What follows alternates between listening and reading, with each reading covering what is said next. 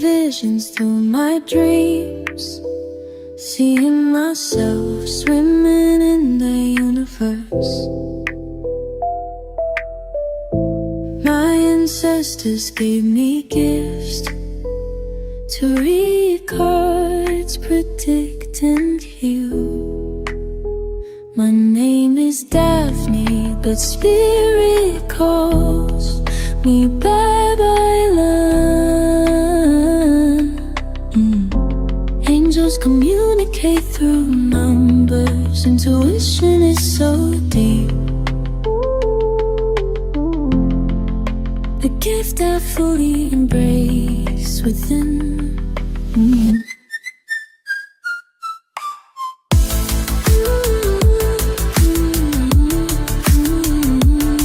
Hi everyone! Welcome po sa inyong almost personal reading. I want you to know that this is a general reading, so you may resonate po sa buong reading na ito or baka konti lang, no? Take what's only yours. I also want you to know that this is a timeless reading. So whenever you find a video, the message is also meant to find you, no? So simulan na natin ang reading. 10 of Wands, the Hanged One, and the 3 of Swords. So hirap na tayo pagkatiwalaan si person. Hirap na tayo bigyan siya ng chance. Pero sa tingin ko, more of hinahayaan mo na lang siyang gawin kung ano yung gusto niyang gawin. Almost as if you don't care anymore. Almost as if bahala ka na dyan. Oo, meron pa tayong relasyon, pero in reality, wala na akong pakialam sa'yo. This can be you. This can be your person, ha? You can switch the energies. What I'm reading is the dynamic. So parang merong isa dito, hinahayaan na lang si person. Bahala ka kung anong gustong gawin mo. Tumambling ka, mag-split ka, I don't care. 10 of Wands is clarified by the Star and the King of Swords. So ang nakikita natin dito, naibigay kasi natin no, ng sobra yung atensyon, pagmamahal, yung higit sa kaya nating ibigay or higit sa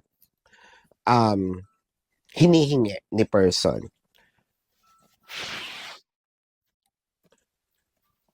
It felt like nag-exceed, no, tayo sa expectations, and parang kahit tayo nagulat tayo sa sarili natin na biruin mo, kaya ko palang ibigay yung ganong klaseng pagmamahal sa isang tao, which I feel like para sa'yo medyo nakakawindang kasi hindi mo pa yun nagagawa sa ibang tao, even probably sa sarili mo, no? Sandali, sarili ko nga hindi ko nagawa ng ganyan. Pero sa taong to, parang all out ako, no? Naibigay ko lahat. Ang masakit dito, yung 3 of Swords, ikaw pa yung napili niyang saktan, no? Emotionally. With the 7 of Cups and the 7 of Swords. 7 of Cups and the 7 of Swords, oy, napakalala naman ito. Kasi parang nakita natin dito na itong si person is more of nakahanap pa ng way para makakita ng iba. Nakahanap pa ng way para dagdagan, no? Ilan ba puso nitong taong to? Kasi pakiwari ko, hindi lang ikaw ang nag-iisa. So kaya pala ganon. Hindi ko maiaalis sa'yo na hayaan na lang siya. Dahil, kumbaga sa'yo, kung doon ka masaya, doon ka, no? Meron pa tayong connection, yes. Pero para sa akin, inaantay ko na lang na man-numb, no, ang sarili ko or ang pakiramdam ko sa'yo. Inaantay ko na lang na mapagod yung puso ko para pag dumating dun sa part na hihiwalayan na kita or magkakahiwalay tayo, tanggap ko ng buong buo. At saka ayoko dumating dun sa part na ako yung makikipaghiwalay baka kasi dumating dun sa pagsisihan ko, no? Kahit papaano meron pa tayong connection, sige, kung magbabago ka, by all means, no? Titignan natin kung kaya kitang tanggapin or hindi, kung matatanggap kita ng buo or hindi. Pero sa ngayon, I almost feel like I don't care anymore. Siguro si person mismo ang ayaw bumitaw sa relationship ninyo. Wow, the acidity. Siya na ito naghanap ng iba, siya pa yung ayaw bumitiw sa relationship. The Tower and the Witch of Wands. Uy, kasi ang nakikita natin dito, talagang sirada, no? Itong relationship ninyo. The Witch of Wands kasi nakikita natin dito more of Witch of Wands. So nakikita natin dito more of parang pinapaubaya mo na. Parang mas more of nagfo-focus ako sa sarili ko. More of nagfo-focus ako sa pwede kong gawin na ikauunlad ko. The Tower is clarified with the Knight of Cups and the Four of Wands. Knight of Cups. Sabihin nating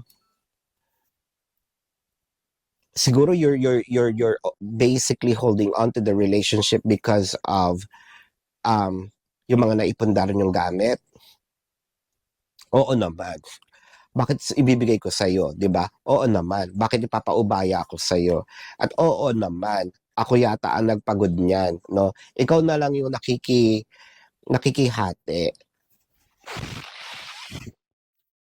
Ikaw na lang yung nakikihati, ikaw na lang yung nakikigamit ng mga pinundar ko, tapos ibibigay ko pa sa'yo.